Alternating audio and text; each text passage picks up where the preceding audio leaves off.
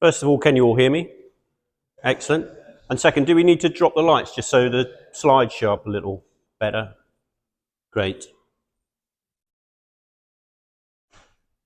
So given my resume there, very kind one, I'm essentially a 20th century military historian. So you may think, why is he here talking about this? So I should explain quickly, and part of it's already been said. I've been married 30 years this year.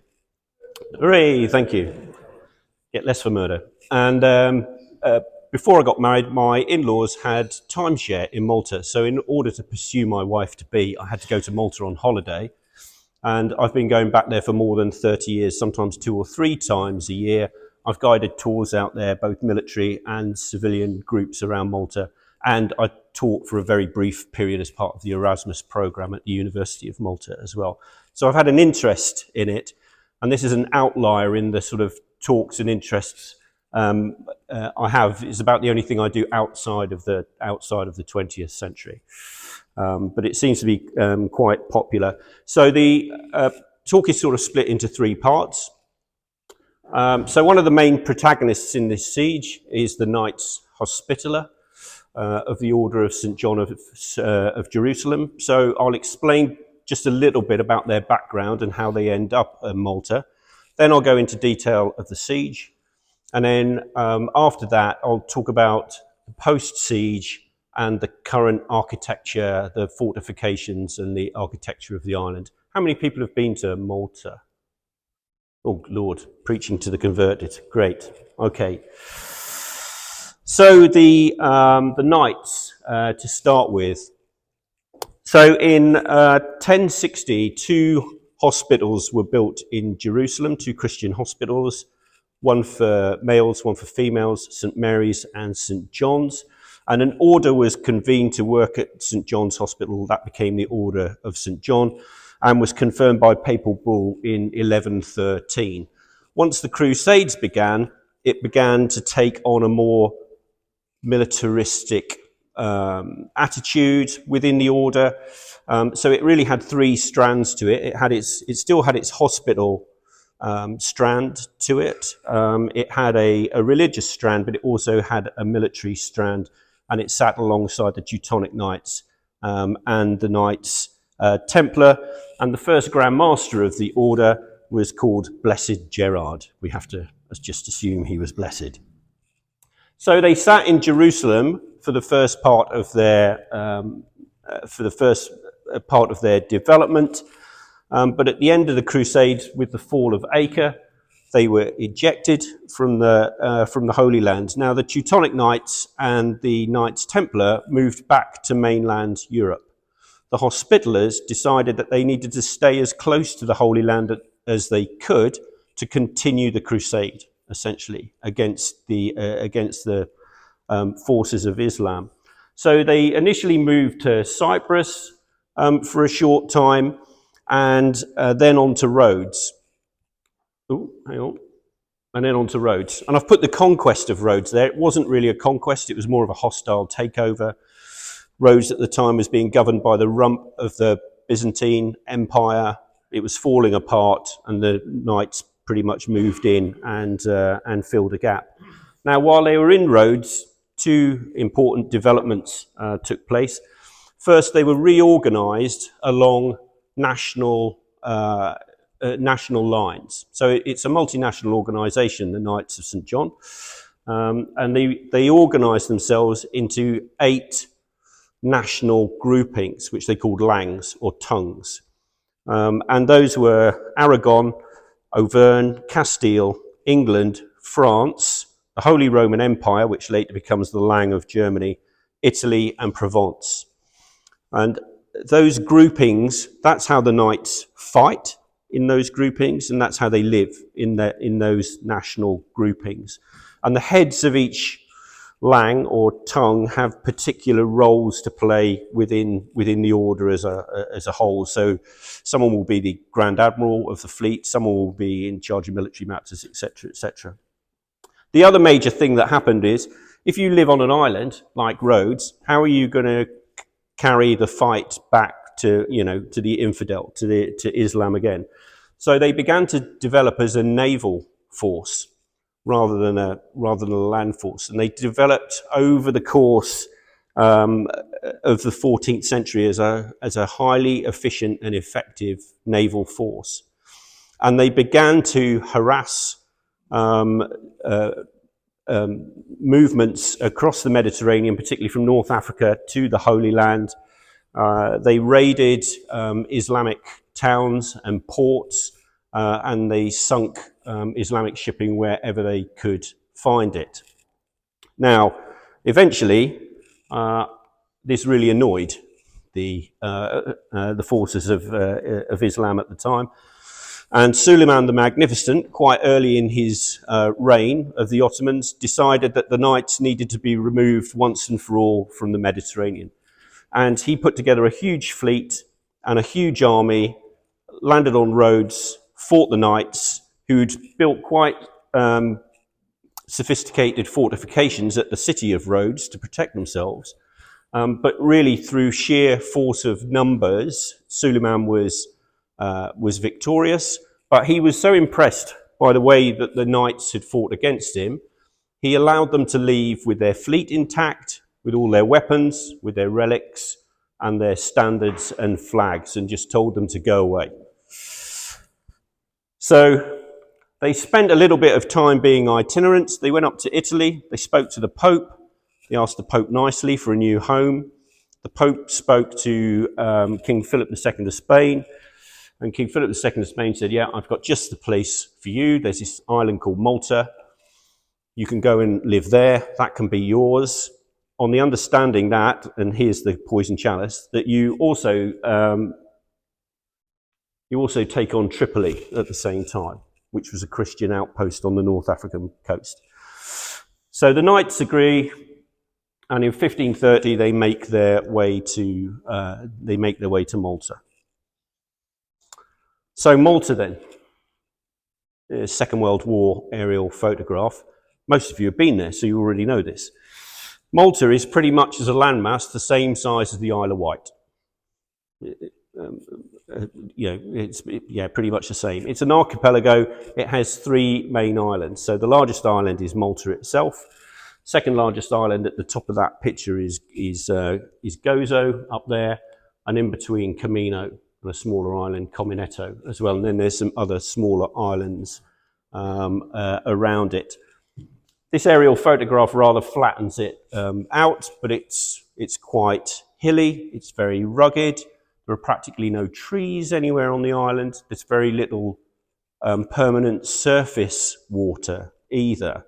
You have to get water from aquifers. Today, Malta, the population of Malta, which is huge now, relies almost entirely on reverse osmosis plants for their water, and imported water has to be imported as well. So it wasn't a great prospect, but the thing that made it interesting to the Knights is here, and that's the harbour complex on the sort of northeast coast. So here you've got Marcia Slock Bay here, you've got the Grand Harbour and Marcia Smet, and then St Paul's Bay up here, Malia and Malia Bay up here, which will all feature as we go on. And although it doesn't show it, on the top of one of the high points of the island here, you've got the city of Mdina, which is the traditional capital of Malta. So here's a map drawn by the Knights shortly after their arrival, slightly different orientation. But on their arrival in 1530, they begin to, there's very little there in terms of what they require.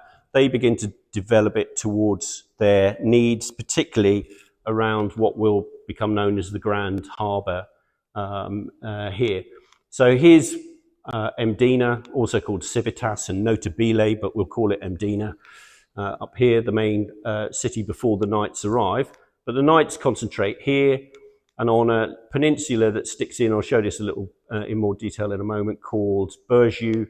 That's where they put their headquarters and their main fort, the fort of St Angelo, on that peninsula. So here's the sort of focus of the Knights in more detail. I sometimes liken it to the open mouth of a crocodile with teeth on either side and a tongue in the middle. So the Grand Harbour on the south side here has all these sort of smaller harbours that they call creeks that run into it. French Creek, Galley Creek, which is the main one used by the Knights, Calcara Creek and Bidgie Bay. Lots of these have different names now. And then these peninsulas of land, Burgiu, which they largely use, the Knights populate as their sort of capital. Senglia, which has a Maltese population.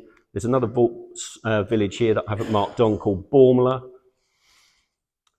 And then sticking out into the middle, to the north side, then you've got Marcius Met Harbour, also called Marsa Machetto at the time, the Italian derivative of it, with Manuel, which is an island at the time, it's not anymore there, and Teeny Point, Gallows Point. And then in the middle, you've got this peninsula that sticks out called Mount Skiboras. And Mount Skiboras is really the key, and the Knights realise that.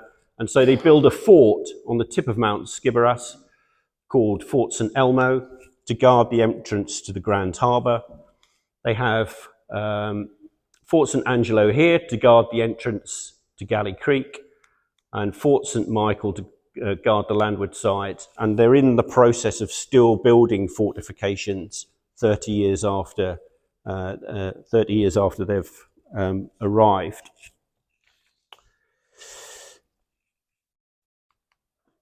Once they've got themselves established, then they essentially go back to their old ways and continue raiding Ottoman shipping. And immediately go back, even though they've been let off essentially by Suleiman, they just immediately go back to what they're doing, raiding the North African coast, raiding the coast of the Levant, and sinking Ottoman shipping wherever they can find it. And by 1565, Suleiman the Magnificent has had enough of this, essentially, and decides that another campaign is needed, and this time to wipe the Knights out for good, and he won't make the same mistake as he made last time of letting them withdraw with good grace. Suleiman the Magnificent was born in 1494 and became Sultan in 1520. So during the assault on Rhodes, he personally led the Ottoman forces at that time. He was 29 years old. By the time it comes to 1565, when he's going to launch his next assault against the Knights, he is 71 and not in a fit state to take part himself, and has to remain back in his capital. There he is in later life, and that has massive consequences for what happens, as we'll see as we go along. So the other main protagonist, the thorn in Suleiman's side, is this man, Jean de Valette, the Grand Master of the Order of the Knights Hospitaller. He's a French knight, very aristocratic, as all the knights are, but he is also 71 by the time you get to 1565. But clearly he's on Malta and doesn't have the option of being somewhere else. He's a knight of the Lang of Provence. He's the 49th Grand Master and becomes the Grand Master in 1557. Now, the Knights and de Valette have a very efficient and effective spy network across the Islamic world, in the Holy Land and across and through Turkey, modern day Turkey, as well, and up into the Balkans. And he has plenty of prior warning that Suleiman is assembling this huge fleet and army to come across and take him on as well. Again, so he begins to look for reinforcements, and he goes to the Viceroy, King Philip II of Spain's Viceroy on Sicily, Don Garcia de Toledo, and says, "We're about to be attacked. We could really do with some reinforcements." He also goes to the Pope again as well. And Don Garcia says, "Okay, I'll send you some of my Spanish troops now, a couple of thousand of them. And if you are attacked, then I promise I will send a much bigger relief force and come and help you out as quickly as I possibly can." So the Knights take him at his word. So he gets a couple of thousand Spanish troops and knights to reinforce him before the battle begins. So we're going to look at the two opposing sides just for a moment. But before I do this, there's two primary sources that I'm sort of delving into here. One of them is a visual primary source. So Matteo Perez de Leccio was an artist. He was employed by the Knights after the siege to paint some fairly monumental scale friezes in the new Grand Master's palace that was being built at the time. And he painted those between 1575 and 1581. And he painted them relying on first-hand accounts from knights and soldiers that had fought. So it's as close as we can get to a depiction, and I'll use them quite a bit as we run through, and I'll explain the other source in a moment. So this siege happens at that really interesting point in military history where firearms, cannon is becoming much more common.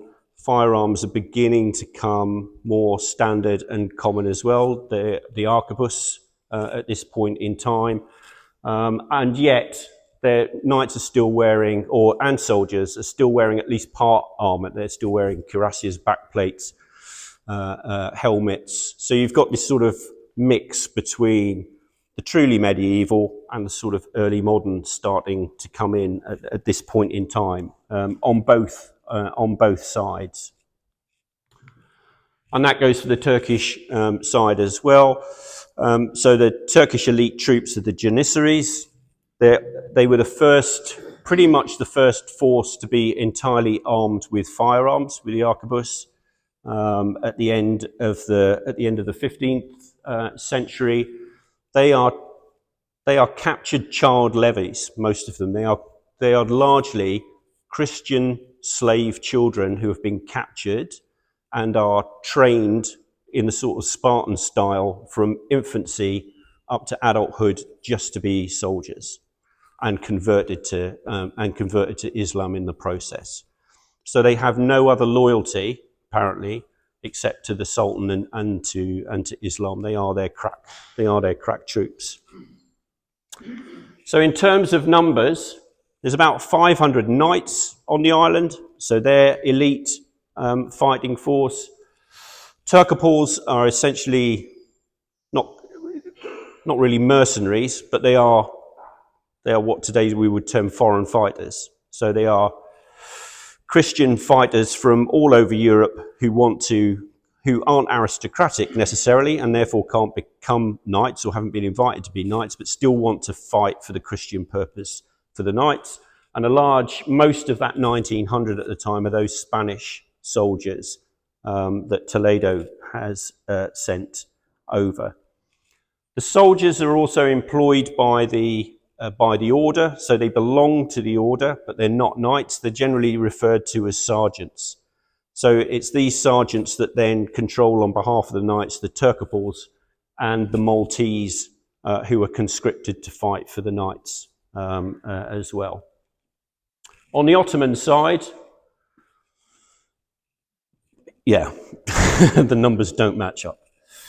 6,000 Janissaries, 9,000 Spahis, that's their cavalry. Some of them will fight as cavalry on Malta, but the vast majority of them will be dismounted and fight as infantry. Romalians, so Romalians come from what today we would call the Balkans and are forcibly converted to Islam and fight for the Sultan. And then the levies are essentially conscripts from all over the Ottoman Empire. So the second source that we've got is this man here, Francisco Balbi de Correggio. He wrote an account. He was a 60-year-old Spanish soldier who was sent over by Toledo. He was an arquebusier. I'll show where he was fighting later. He wrote his account in 1568, so just 3 years after the siege. The Knights also wrote a full report. Toledo wrote a report. But they're quite biased in many ways, whereas Correggio is just sort of, although there is some bias in his as well, Balbi, he's just sort of telling it from his point of view on the ground. at the time. So in the sort of late spring, early summer of 1565, de Valette had warning when the Ottoman fleet left the Turkish coast and was on its way, so he was ready for it to a certain extent. It first of all tried to land at Marshall's De Valette sent down about 1,000 knights and soldiers down to the bay to make themselves very obvious that they were there, and the Ottoman fleet decided that it didn't want an opposed landing, so it went further up the coast, up to Antufir, to see if it could land there. That wasn't really suitable either, so they then came back to Marshall's, by which time the knights and soldiers had dispersed and they had a free landing. They landed, they moved inland, they took Zeitun as a sort of staging post, and they built their base camp at Marsa at the tip of the inland tip of the Grand Harbour. And their first move was towards St Elmo. So there's a problem in the Ottoman command that's been sent to Malta. Oh, first of all, here's one of D'Alecchio's paintings of the disembarkation. So this is Marshall's here with all the shipping in it. These are the Ottoman forces starting to come. Here's the base camp being established at Marsa. And initially, what makes sense is that they go straight for the Knights' headquarters at Burju, but then they change their mind. And the reason they change their mind is because of that the fracture in command that they have. So there's 2, sometimes 3 commanders. Suleiman, when he sends his troops over, he nominates a naval commander and an army commander. In today's parlance, a land component commander and a maritime component commander. And these 2 guys really don't get on with each other. So Piali Pasha, the admiral, Piali Pasha was a captured Christian from the Balkans, and he's worked his way up through the ranks, which was possible in the Ottoman Empire, to become Suleiman's main admiral at this point. Mustafa Pasha, the army commander, is a dyed-in-the-wool Ottoman aristocrat. And they really don't get on. And before they leave, Suleiman sits them down and says, here's my instructions to both of you. Listen in, and no arguing about it, and sort it out when you get there. But Suleiman isn't absolutely sure that this relationship is going to work out. So he brings in a third person who's known in the West, in the Christian world, as Dragut the Pirate. He's a North African corsair, Turgut Reis. And Suleiman gives him instructions and says, right, you're going to be my representative, go and you bang their 2 heads together. And you have the final say and make sure they agree. Now, Dragut is a little bit behind he arrives a little bit late. And by that stage, Piali, the admiral, and Mustafa Pasha, the army commander, have already had their first argument. And their first argument is, Mustafa says, right, clearly the obvious thing to do is we assault the Knights' main headquarters. It's not that well protected as it is now. We have some element of surprise. We have massive numbers. We wipe them out and we're done. Piali says, yes, but the Knights have a fleet. We know that they've spoken to Sicily. Sicily will have a fleet coming. I'm in charge of the fleet. Suleiman would be really unhappy if we lose the fleet. So the first thing we need to do is get the fleet into a protected harbour. We can't get them into the Grand Harbour because of the Fort St Angelo, so we get them into Marshall's, the other part of the Grand Harbour above the tongue. But to do that, we need to take Fort St Elmo on the tip of Skiberas. So the first thing we must do is take St Elmo on the tip of Skiberas. I can move my fleet in, they'll be safe, then you can go and sort the Knights out. And Mustafa Pasha agrees to that reluctantly because he knows that Suleiman puts a greater value on the fleet than he does on his army. So that means the first move is going to be against Fort St. Elmo. And then, so in this one, you can see the Ottomans then reorientating, moving away from Burju and Senglia here, skirmishes with the Knights here and there. Here's their main base camp at Marsa. And they're now all making their way down Skiveras to begin the siege of St. Elmo at the end. And they're bringing artillery up onto Teeny Point as well to bombard across the Marshalsmet harbour there. So the fleet that the Ottomans have brought with them, 130 galleys, 50 merchantmen and another 200 smaller transport ships. Apart from the size of their army, their other big advantage is their artillery. So they've brought with them, it's difficult to say how many artillery pieces they have, but Balbi records that they bring 100,000 rounds of cannon ammunition with them. So they have a large artillery. Some of that artillery weighs 9 tons and fires a 50 kilo, 112 pound ball out of it.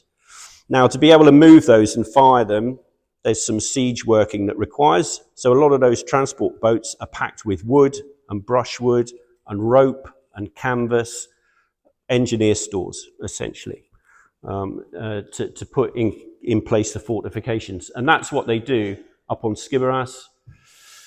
They build gun platforms, they build gabions, the equivalent of HESCO today, HESCO bastion stuff to protect their batteries.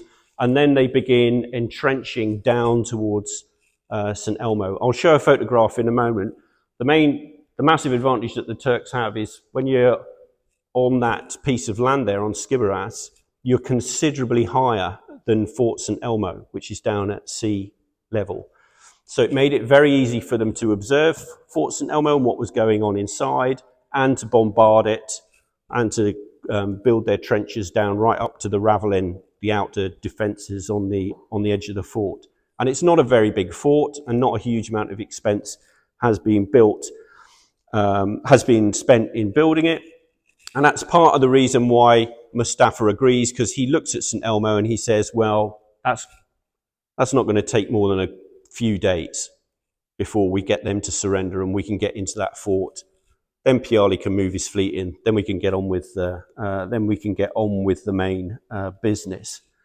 But that is not the way it works out. And the Knights hold out there for day after day, for week after week.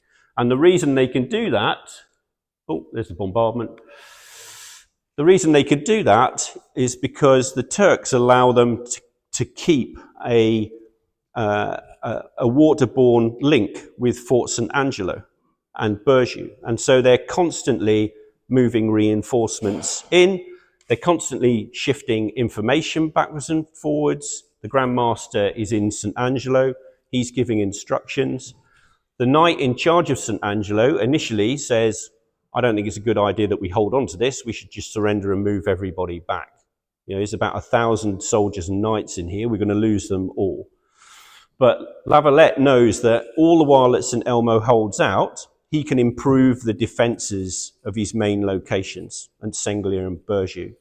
So he sends a knight back and says, no, you are to hold it until the last man, essentially, and I will do what I can to get reinforcements over to you, more powder, more shot, and we will evacuate your casualties.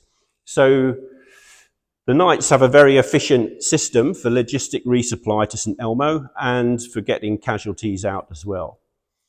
The Ottomans, their logistic supply chain reaches right back either to the North African coast or all the way back to Turkey, and that's where their casualties have to go as well. They haven't got anywhere else to take them. So the Knights hold out in the fort way longer than either Mustafa Pasha or Piali expect. It's not until the 16th of June that they finally twig that this resupply and reinforcement across the Grand Harbour is the main problem. And so they construct a new battery down on the waterline. The batteries up here, they can't really depress far enough to be able to shoot down into the Grand Harbour. So they build a new battery at the waterline, and that more or less stops maritime traffic backwards and forwards between Fort St Angelo and Fort St Elmo. And at that point, really, the knights and the soldiers that are left in St Elmo, their days are numbered at that point. This is sort of medieval siege warfare, but with some additions. So you get mining and tunnelling still, and that's going on, and counter mining and tunnelling.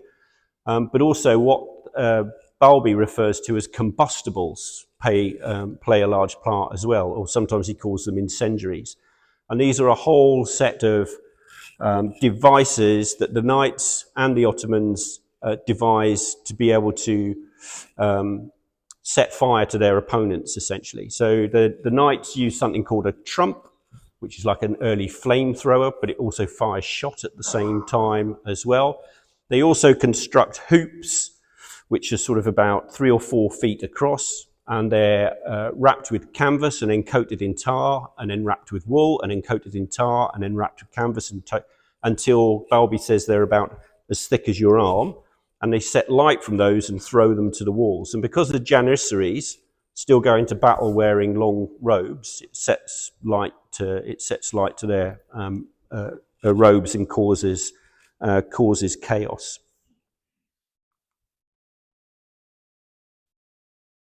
So here's the siege in place.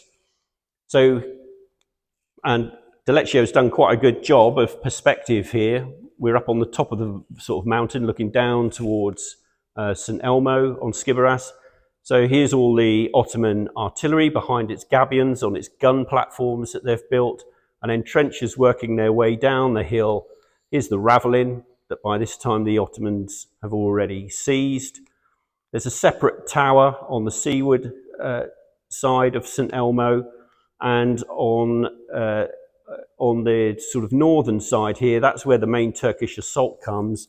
They fill the ditch in, the moat, at night time, mostly with sticks and then covered with wet earth, so it can't be set light to.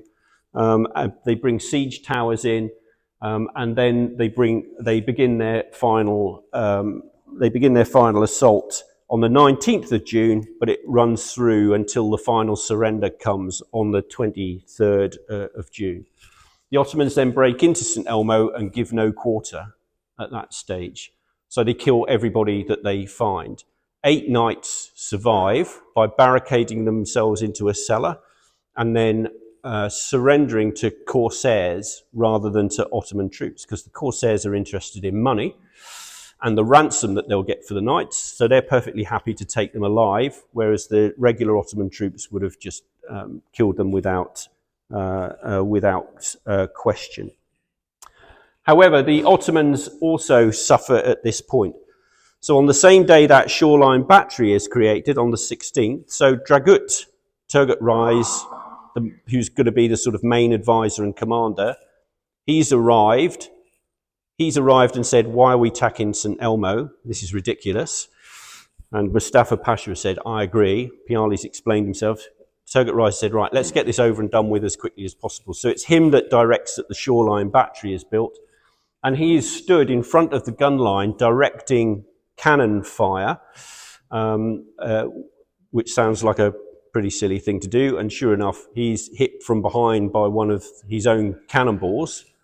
Actually, it doesn't hit him directly. It hits the ground behind him, splinters rock, and he's hit by a large splinter of rock.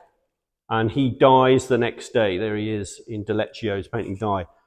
Once he is killed, then there's no sort of balancing influence between Piali and Mustafa Pasha, and they will continue their arguments throughout the rest of the siege. There's no unity of command.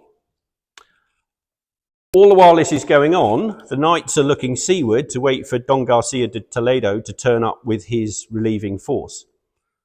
The reason why, and de Toledo is only in Sicily. He could be there in a matter of days, assembling his force. But he's not that keen. And he's not that keen for a number of reasons. A lot of the aristocracy of Europe do not like the knights. They are, You know, they're a non-governmental organisation, essentially, to put it in today's parlance. They have way too much power. When various aristocrats die in Europe, they quite often leave their land to them, whereas, you know, other people think it should be left to them. They quite often turn down people's sons who apply to be a knight. So there's lots of reasons why the aristocracy, the Christian aristocracy of Europe, don't like the knights. And Garcia said, why should I risk, you know, my troops and myself to go and rescue these guys? Let's just sit back for a bit and see what happens. And I'm pretty sure the Ottoman Turks will be victorious and we can shrug our shoulders and say, c'est la vie. But he does send a small force on the 18th of June. He sends another 700 troops that manage to land on the south of the island near Marchesmet and get themselves into Burjou to reinforce sort of the main defensive position. Once St Elmo falls then Mustafa Pasha gets his way and says, right, you park your navy in the harbour there. Now we're going to go where we should have gone a month ago and begin the attack on the Knights' main defensive areas. In the meantime, however, every able-bodied man and women as well have been improving the defences of Senglia and Burjou.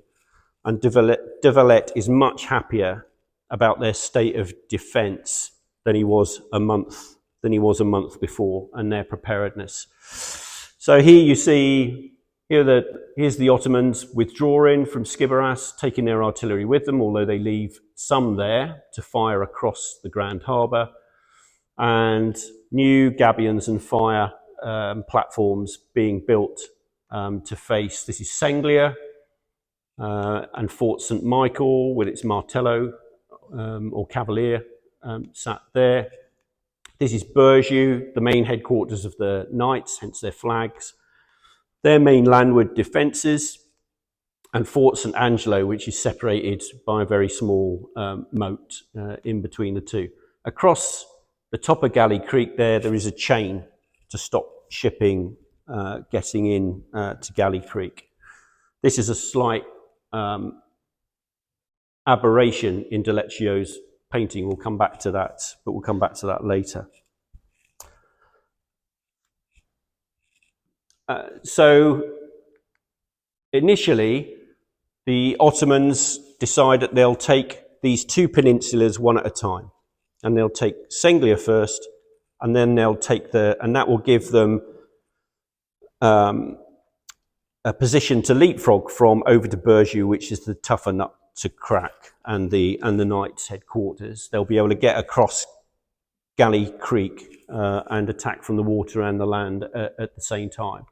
So batteries over on Skiberas to fire across the Grand Harbour, at Fort St Angelo to keep that busy, and then this is the Corradino Heights here and the heights of San Margarita, and new gun platforms on both of those that begin the bombardment of Senglia,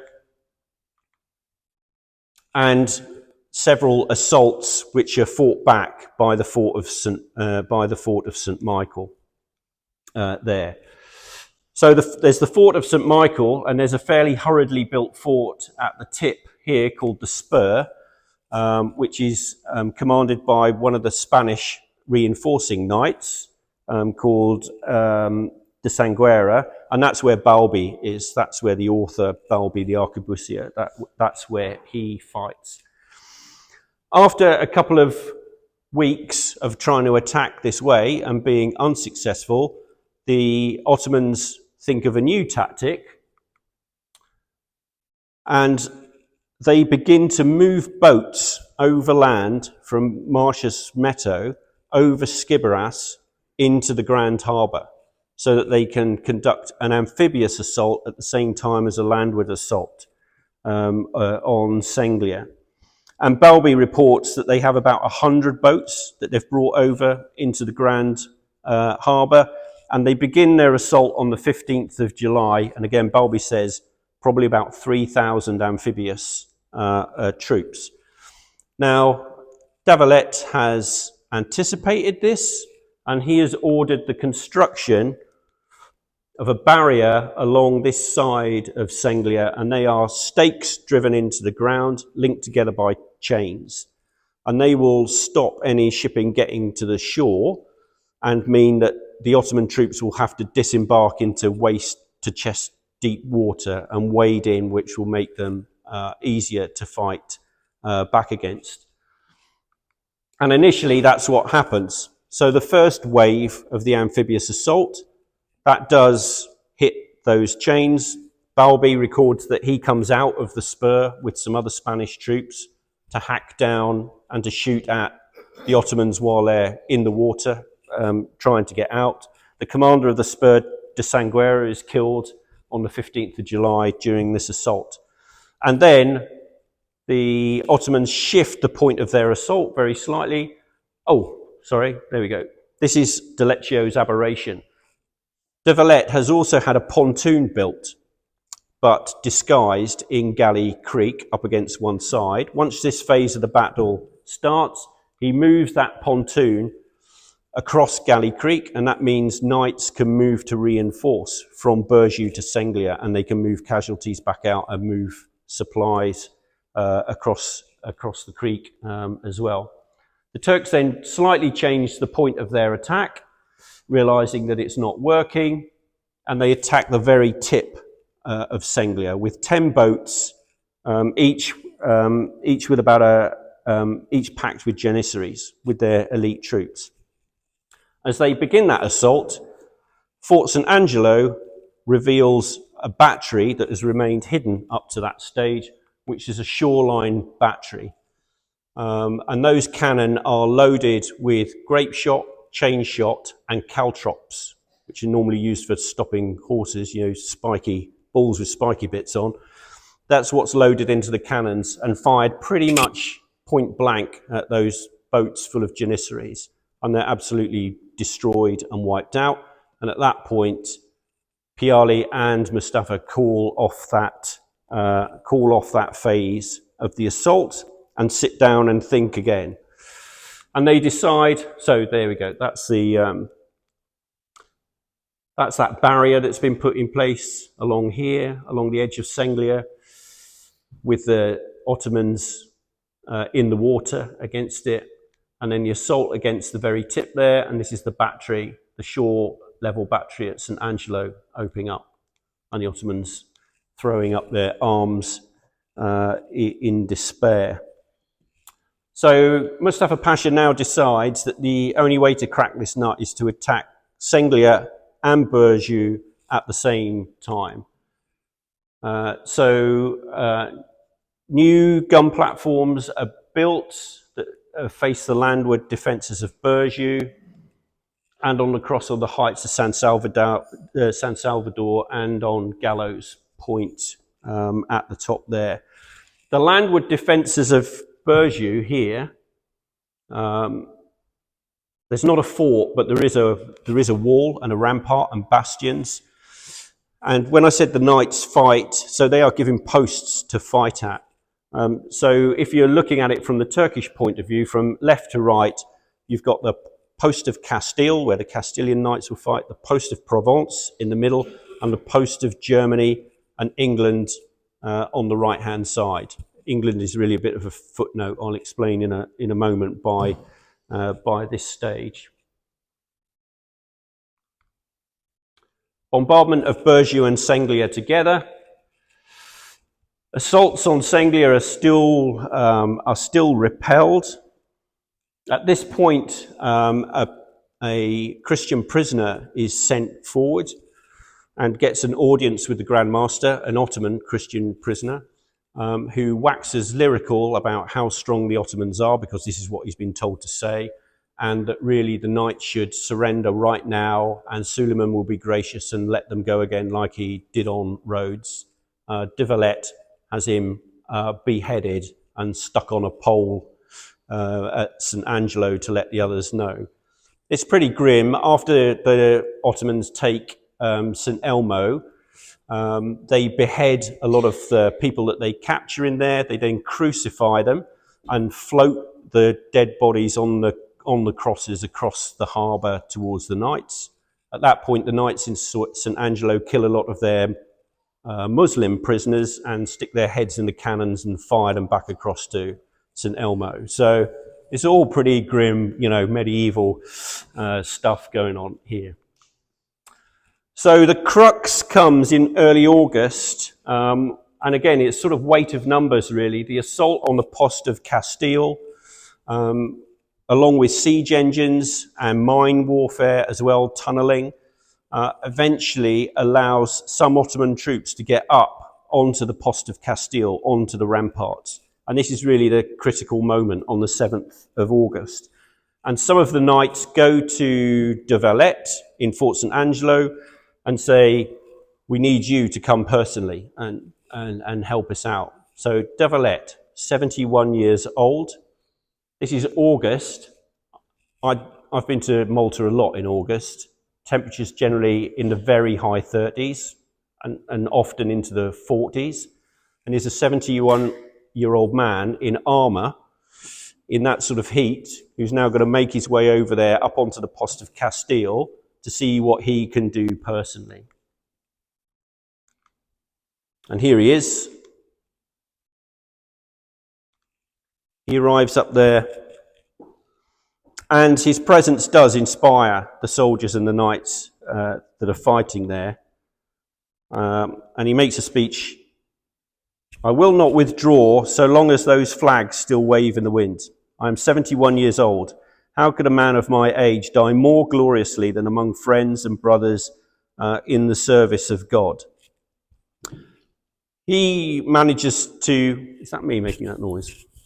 He manages to get the knights and the soldiers that are fighting there to hold and force the Ottomans back off the ramparts. But what's more important, up at Mdina, sorry, I forgot to mention this at the start, the knights do have some cavalry. And when the Spanish send their reinforcements, they send some cavalry over as well. De Valette realises that the cavalry is going to be useless in the siege. So he sends it all up to Mdina, the old capital. Messengers manage to get their way up to Mdina to say, this is the critical point of this siege. If you're going to do anything to help us, you need to do it now. And the cavalry at Mdina sally forth from their safehold in Mdina, and they attack the Ottoman base camp at Marsa, which is pretty much empty apart from logistic personnel and casualties. And they run through it and they kill everybody they can find. They kill casualties, they kill the logistic personnel, anyone they can find, they kill through. And wind of that begins to filter through to the knights that are fighting at Burju and Senglia. And they begin to panic, and Mustafa Pasha can't contain them. And they panic because they believe this is the relief force coming from Sicily. And they begin to flood out of their trenches and their fortified positions back towards Marsa, hoping that they'll be able to re-embark and make their way back to Turkey or wherever they're going to safety. Once they get back to Marsa, they realise they've made a mistake. Mustafa Pasha gets control back and sends them back to begin to re-attack. But by that stage, really, we're into August now. The fight has gone out of the Ottomans to a certain extent. So they still besiege the landward side of Burju and Senglia. They continue to bombard it day after day. They continue to attack, but the heart's not really in it. They don't get onto the ramparts again, as they did at the post of Castile on the 7th of August. Arguments are beginning to arise again between Piali and Mustafa Pasha. And Piali's saying, look, we're now well into August. By the time we get to September, the weather's going to deteriorate. We're going to get stuck here. I need to get the fleet back to Turkey. Yeah, you can either come with me or you can stay here, essentially. So either get it over and done with or I'm leaving. So they continue with their efforts. Now, Garcia de Toledo over in Sicily, he has now got to the stage where he can't stall anymore. And he has got various knights from the order who have come from Europe, from all over Europe, those that weren't on Malta at the time. They've all arrived on Sicily, and they are poking him in the chest and saying, why are you sat here? Why are you not doing what you said you would do? And eventually, de Toledo says, okay, let's assemble a decent relief force and we'll go and see if we can relieve the Knights. And he puts together about 7,000 men. But he says, all I'm going to do is sail there, drop these men off, and then I'm going again. Okay? I don't want anything to do with it. And he arrives on the 6th of September. And he lands at Malea Bay. He lands his troops at Malea Bay. He then sails down the coast past the Grand Harbour, where the Turks have got their blockade in and all their ships in Marches Met. He fires a salute to the Knights. He turns around and buggers off back to Sicily. However, it's enough to put the wind up Mustafa Pasha and Piali, because Piali has seen this fleet and says, well, what if my ships are stuck in Marches Met? They're a sitting duck. They could all be sunk. I need to get them out of there. Mustafa Pasha says, well, what about us? It was your job to stop them landing in the first place. You're the naval commander. What's Suleiman going to say when you go home? And he's going to. And Piali says, well, what's Suleiman going to say to you when you ran away as soon as a relief force landed, when you haven't even seen the size of the relief force yet? We have no idea. And rumour starts to come through that it's maybe only 1,000 or 2,000 men that have landed. So Mustafa Pasha says, right, here's a compromise. I'll get forces together. We'll head north. We'll go and engage this relief force. You take the fleet out of this harbour and take them north up into St. Paul's Bay. Yeah. I'll fight the relief force. When I defeat them, we'll re-embark and then we'll make a decision what we're going to do from there, whether we're going to go home or whether we're going to carry on. The relief force that lands, it sends some troops to Mdina, but most of them go to Nasha. The Maltese language is fantastic. It's great for Scrabble. But double X is SH essentially, so that's Nasha. As Mustafa Pasha's force begins to advance to the north, when it gets to a point between Nasha and Medina, the cavalry from both close in on that relief force and begin to do a lot of damage to them. So Mustafa's sort of reconnaissance in force at that point. Mustafa reinforces it with most of his troops. The rest of them he begins to embark. And he says, right, you guys that are fighting there in the middle of the island, your only hope of escape is to the north where the fleet is, so you need to fight your way to the north. And they fight their way to the north, pursued by the Spanish relief force and the Knights, all the way being cut to pieces. And they're cut to pieces in St. Paul's Bay, as well as they have to wade out into the water to try and re-embark to get away. And at that point, Mustafa Pasha and Piali both agree that that's it. They're into September now. They can't hang around any longer. The weather will get worse, and the chances are a larger relief force will arrive. And so they cut their losses and leave.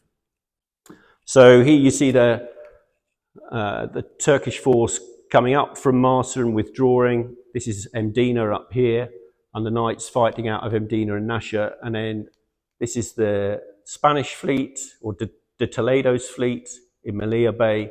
This is the Ottoman fleet in St. Paul's Bay, and the Ottoman army being pursued all the way down to the water's edge and beyond. Balby's estimate, and it sort of marries up with the some of the other sources as well, is that over the course of the siege, the Turks lost 35,000 troops during the course of the siege. That's the end of the siege, and Suleiman dies the year after, and really the Ottoman focus moves away from these sort of maritime fights and fighting against the Knights, and begins to look at continental Europe and forcing their way further from the Balkans towards Hungary and Austria and in that direction. So the Knights are left largely unmolested. But as this great Catholic victory over the Ottomans, their fame spreads throughout Europe, and great rewards from the Catholic kings of France and Italy and elsewhere flood into the Knights. All the great aristocratic sons want to join the Knights now because of their fame.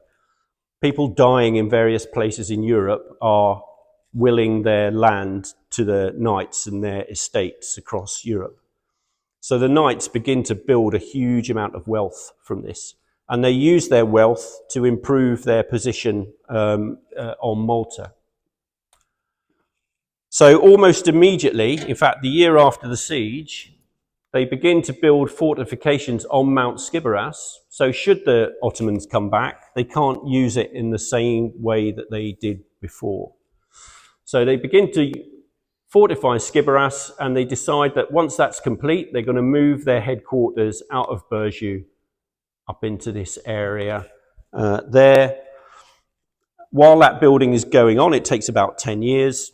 De Valette dies in 1568, and so they decide that they will name that new city after him, hence Valletta is there. While that building is going on, so I'm going to switch to sort of new views and photographs now. So as well as fighting in these langs or tongues, the knights also live in them. They live in auberges organised by language. Those auberges are in Burju still for 10 years after the siege before they shift over to Valletta.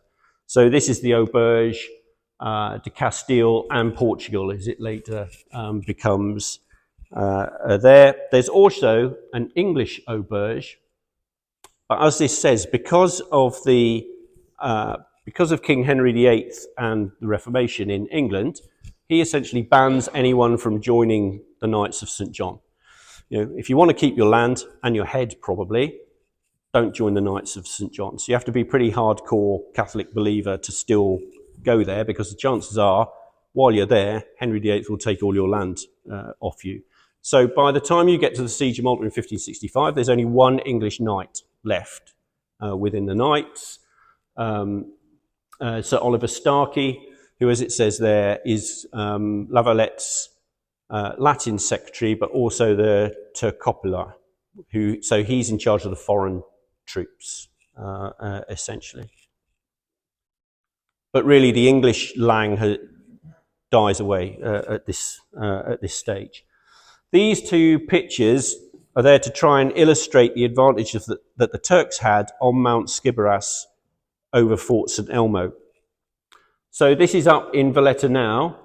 That's my daughter many years ago, looking extremely fed up that I've made her walk up another hill. There's Fort St. Elmo at the bottom. So this is the high ground that the Turks would have had their artillery on. It's much clearer when you look in the other direction from St. Elmo up the street. So Turkish artillery would have been up there. So you can see why the Knights were then keen to fortify and build on Skiberas to stop that from happening again. And with all the money that they've got, the fortifications that they build over the next couple of hundred years, as you'll know if you've been there, just almost defy explanation to a certain extent. Valletta is built on a grid pattern and still sits on that same grid pattern today, with a main square in the middle, with their church, their conventional church, and the Grand Master's palace. And fortifications are built all the way around. St. Elmo is rebuilt right the way around up to the top, using at the time the sort of classic fortifications, which is a counterguard, a bastion, and a cavalier, rising in height as you move into the fortifications. And all the way along the landward side, at least one moat or ditch dry, and quite often two. If you've not seen them before, that is one of the moats. To get a rough idea of the scale, that's cut down through solid rock. That one is in front of. It's just about there. And if we look at another there, people for scale. That's the moat cut into solid rock at the front of their fortifications. I mean, they're monumental beyond belief. There's no way that the Knights were ever going to be caught out by the Ottomans. Again, they've got all this money, huge amounts of money that they can now spend on this. So you're looking at this Valettas on this side over here. So this is the counter guard, the bastion, and you can see the cavalier at the back there. That's just to show the width of the walls at the top of the wall. Yeah, they're sort of 5, 6 meters, 15, 20 feet thick at the top of the wall. Just immense, and the amount of labour that must have gone into building them must have been immense as well. And then these two cavaliers, this is St James's Cavalier inside, which, should the counter guard fall and the bastion fall, then the knights move back into the cavalier and fight from the cavalier. The whole of the Grand Harbour is fortified. So this is the entrance to the Grand Harbour here. And you're looking, so fortified. And again, this gives you an idea of the height of the fortifications. You're sitting up on the top of the rampart there. St Barbara's bastion runs all the way around where the old fish market used to be. That's Fort St Angelo on the other side. That's Fort St Angelo after it was rebuilt, but maintaining the shore batteries that were so effective. Galley Creek is now called Dockyard Creek generally, and is a millionaire, if not billionaire's, parking lot for their super yachts. Fort St Elmo was rebuilt.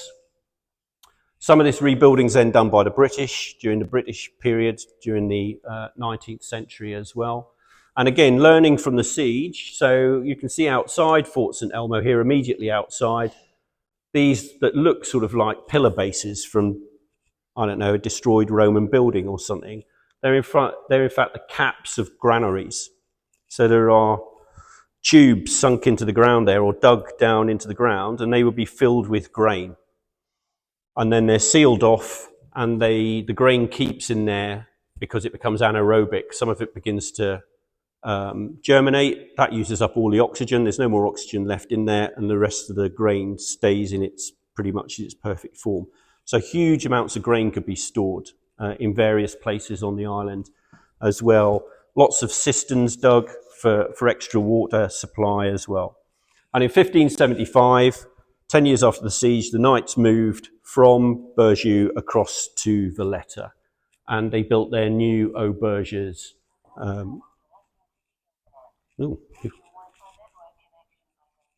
My phone is talking to me for some reason. They also carried on their hospital strand as well. So they'd had a hospital in Burgeux. They built a new hospital in Valletta. This building is it. It's huge. And it was very modern by medical standards at the time. People in the hospital were separated in wards depending on their illness or injury. They were given clean sheets. They were served food on pewter that could be cleaned and disinfected. So the knights continued along that line. Let me just see when my phone is talking to me. Thank you. This is looking across Martius Met Harbour, where Piali put his fleet there. So forts built on that side as well. This is Fort Manuel. This is Fort Teen, which you can't really see on that point there. And again, the thickness of the walls on that side. And these fortifications continue over time until you end up with this around Valletta and the Grand Harbour. So there were continuing scares from the Turks in 1630, and the knights decided that despite these fortifications that they built, finished in 1575, they were now obsolete because artillery could fire that much further, and so they built a whole new set of lines called the Floriana lines up here, and the same up here, the Margarita lines that took in Bormla, then extended them out to the Cotonera lines. New fort built here, Fort Ricasoli. So the whole Grand Harbour becomes pretty much impregnable by the end of the 17th century. Also towers built all the way around the coast, and fighting positions built all the way around the coast as well. Systems of towers that could communicate by lighting fires between them should there be another invasion, and small pockets of knights kept in the towers that can either fight from the tower or redoubts that are built mainly wherever there's a landing beach, there's a redoubt built so they can fight against the landing at the point of landing. They were ordered to be built by the Grand Master Greenacre in 1610 to 1620. By the time you get to the 18th century, the beginning of the 18th century, the way the knights view life and the way they act begins to change quite dramatically. And you can see that in their conventional church. So in the 17th century, their conventional church was plain, pretty much. But in the 17th century and into the 18th century, it goes under a number of redecorations and becomes this great Baroque, fantastic space that it is now. And if you've been there, you'll know it's just amazing going into that, what's now St. John's Co-Cathedral that was originally. It was redecorated in the 1660s and again in the 1720s. And the Auberge de Castile, where the president now lives, rebuilt in 1740. Again, you can see that this building now has very little to do with anything military, particularly. Because at the Battle of Vienna in 1683, where the Ottomans were defeated at the siege and battle, that is really the high water mark of the Ottomans. And from that point on, they begin to withdraw. So from 1683 throughout the 18th century, the knights really don't have a purpose anymore. But they've still got a lot of money, and they've still got a lot of influence, and they still live and own Malta. And so they have to find other ways of spending their money. So they build things like this. They begin to dress and look like this. Two Grand Masters from the 18th century. One commentator said they were drowning in powder. Yeah. And that all comes to an end when Napoleon decides that Malta would make a great staging point for his invasion of Egypt. So he rolls up in June 1798. He lands some troops. There are some skirmishes, but it's largely with Maltese troops, not with the knights. So one of the big issues is that the French knights, those from Provence and the Langue of France, they know that if they fight, some of them have already lost their influence since the French Revolution. If they fight against Napoleon, they'll just lose everything. And so the French knights go to the Grand Master, and they're still the largest and most influential grouping of knights, and say to him, look, we're not going to fight, essentially, so we suggest you come to some sort of agreement.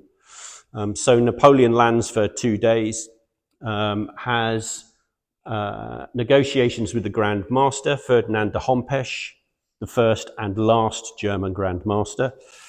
And an agreement is reached where the knights will leave Malta for 3 million francs. And essentially, after all their glory in the siege of 1565, they're paid off and slink out, and then fracture. And today there's about 5 different groupings that claim to look back at the knights. The French are very unpopular. I'm not going to go into this in great detail. They're hugely unpopular. They're besieged by practically every other free state in Europe, including the British, and the British eject them in 1800, and the British are then in Malta from 1800 till 1964, when it becomes a republic. But the fortifications that the knights build are reused by the British. So this is a gun platform on a bastion that faces Marsh's Met, that was built between 1565 and 1575. There is a gun ring on it, built by Thornycrofts in 1861 for British artillery to put on it. And these massive pockmarks in the wall are shrapnel from Second World War bombing. But don't worry, I'm not going to go into that now. Okay, I've said probably more than enough. There's some sources there. If you're interested, I'll leave those. Up there, and I think we have a break and then we have questions. Or we can have questions now, I'm not worried. We'll break for 15 minutes and reconvene at 5:02 and go into Q&A. Thank you, John. No worries, thank you. Thanks. Really good. Yeah. Yes, so back in 15 minutes, refresh yourself as hot summer's evening, and wait for good questions.